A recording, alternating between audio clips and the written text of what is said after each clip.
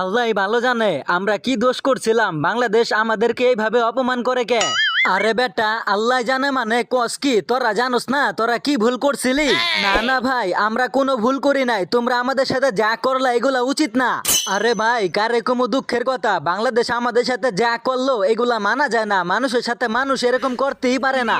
আরে বেটা, একটা কথা আছে না, অহংকার পতনের মূল, তোরা অহংকার করছিলি তাই আজকে তোদের পতন হইলো।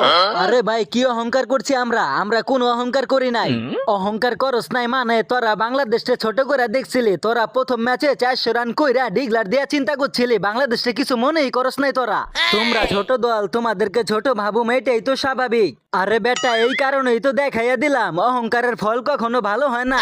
তোমরা আমাদের সাথে যা করলা এগুলা অন্যায় অপরাধ, আমাদের দেশে আইসা আমাদেরকে ওয়াইড ওয়াশ করলা, এটা মানা যায় না, তাই আমি বিচার চাই। তোরা অহংকার করছিলি তাই উচিত জবাবটা আমরা দিয়েছি, এখন তোরা কার কাছে বিচার দিবি দেখ।